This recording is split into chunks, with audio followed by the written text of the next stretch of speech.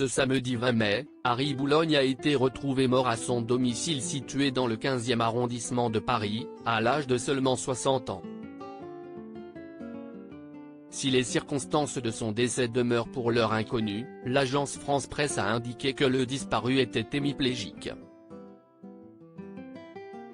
Cette maladie aurait entraîné, sur les derniers mois, une dégradation rapide de son état de santé. Un de ses proches avait d'ailleurs récemment déclaré à Voici qu'Harry Boulogne était en fauteuil roulant ces dernières semaines, à la suite d'une mauvaise chute. Toute sa vie, l'homme n'aura cessé de clamer être le fils illégitime du monstre du cinéma français, Alain Delon, et de la chanteuse Nico, avec qui il avait eu une brève liaison.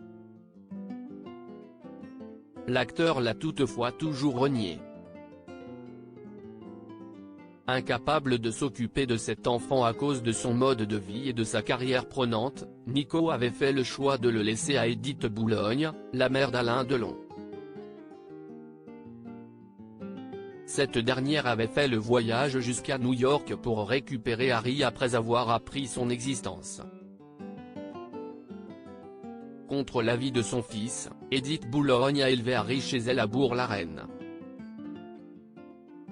Supérieur à Alain Delon, un symbole d'élégance et de magnétisme. Tu ne seras jamais mon fils si elles n'ont pas été nombreuses, pour ne pas dire rarissimes, il y a tout de même eu quelques rencontres entre Harry Boulogne et Alain Delon.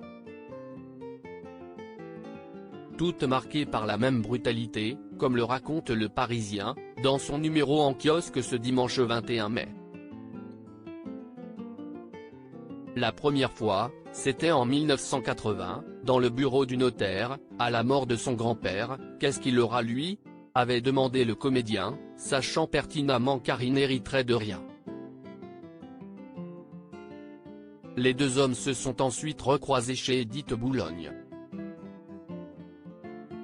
Alors qu'il avait refusé de se soumettre à un test ADN, Alain Delon avait asséné celui qui était persuadé être son fils de ses paroles cruelles, « T'es mon pote, toi. Tu n'es pas mon fils. Tu ne seras jamais mon fils », tout en reconnaissant avoir couché une fois avec sa mère. En 2019, Harry Boulogne avait tenté le tout pour le tout en déposant une demande de reconnaissance de paternité devant le tribunal judiciaire d'Orléans, étant donné qu'Alain Delon possédait une résidence dans le Loiret. En août 2020, le tribunal avait indiqué que la juridiction française était territorialement incompétente. Et pour cause, Alain Delon avait rapporté la preuve que son domicile est en Suisse, où il réside depuis 1984. Article écrit en collaboration avec 6 médias Crédit Photo, Capture Télévision France 2 via Best Images.